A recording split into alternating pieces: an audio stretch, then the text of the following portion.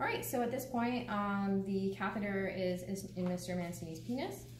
This is non-sterilized, and we're going to take this off. Okay, we don't want to make sure that the end doesn't touch anything. We would be attaching this for comfort to his leg, okay, so that it has enough to not kink, but for him to move. And then we would be attaching this urinary, or this to the side. We would be using this, sorry, okay, to the side of the then after this is attached, we would be putting this in here, okay?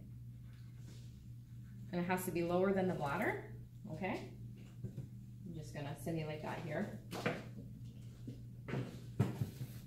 Okay, and this is attached to his leg. We're gonna coil it, so to make sure there's no kinks on the bed, okay? We're gonna get rid of all this stuff here in a sterilized manner.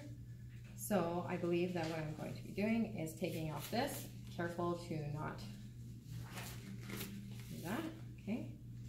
And I'm going to wrap this all up in here. I would have had to put this in here so I didn't have to touch it, okay? And then we're going to put this in the biohazard bag, and anything that touches his fluid in the biohazard bag. Pause. All right, so now it's time to take Mr. Mancini's catheterization out. Mr. Mancini, Tanya Christie, level 2 nursing student. We just need to take the catheter bag out because it's time to go home. All right, I'm gonna check your hand and double check your verification 2 times.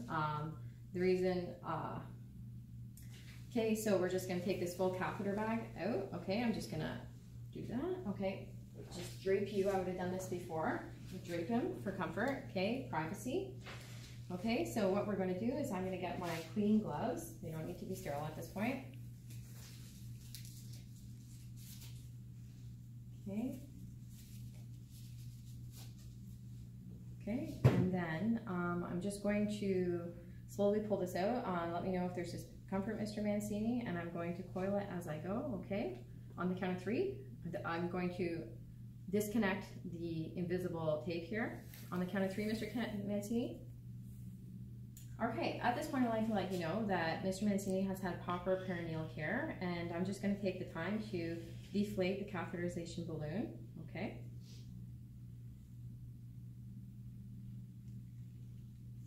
Until it won't go anymore, okay? There we go, and then I'm going to pull it out. Mr. Mancini, just 1, 2, 3, okay, it had slipped, but we're going to pretend it didn't for the sake that that wasn't there, okay? And we're going to, as one unit, dispose of this, okay? I can take it all together. I'm going to cover Mr. Mancini back up after I'm going to wipe him up in a little bit.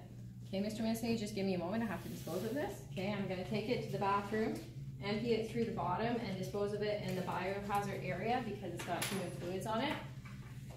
Okay, and I'm going to take these off, and I'm going to wash my hands instead of sanitizing them because fluids can still get through gloves, and we have to be extra careful to maintain sanitation.